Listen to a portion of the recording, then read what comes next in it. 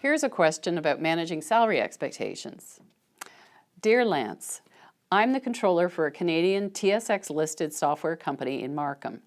I've been recruiting for a manager of financial reporting, and we're at the offer stage with one of the candidates that we've been interviewing.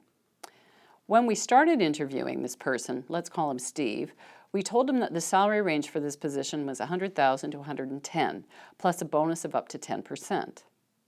We put Steve through 3 interviews, and throughout the process, Steve has indicated that he's very interested in our position.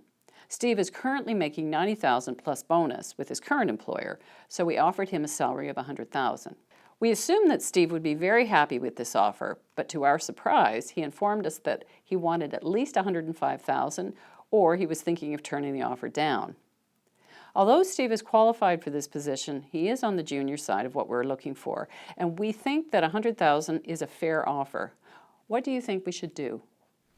You can still salvage the situation, but it would have been a whole lot easier on both parties if you had specifically addressed salary expectations earlier in the process. Now, first of all, you need to know that if you tell someone that a position pays in a range of Y to X dollars, the number that stays with them is X. The lower number of the range doesn't really register with them.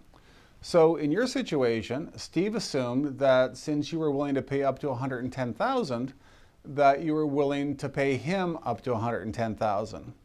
And that being the case, it's kind of understandable that he was disappointed with your offer of $100,000.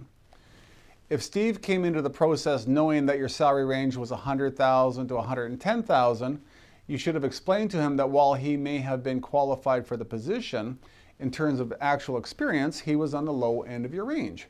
And then you would ask him up front if he'd be happy to interview for that position if it paid $100,000. Assuming he says yes, then as he goes through the process, keep checking in with him. Find out his interest level and compensation expectations. So by the time you get to the offer stage, you and he should pretty much be on the same page, and there shouldn't be any surprises for either party. Now, what you should do now is meet with Steve again and have the discussion you should have had at the beginning of the interview cycle.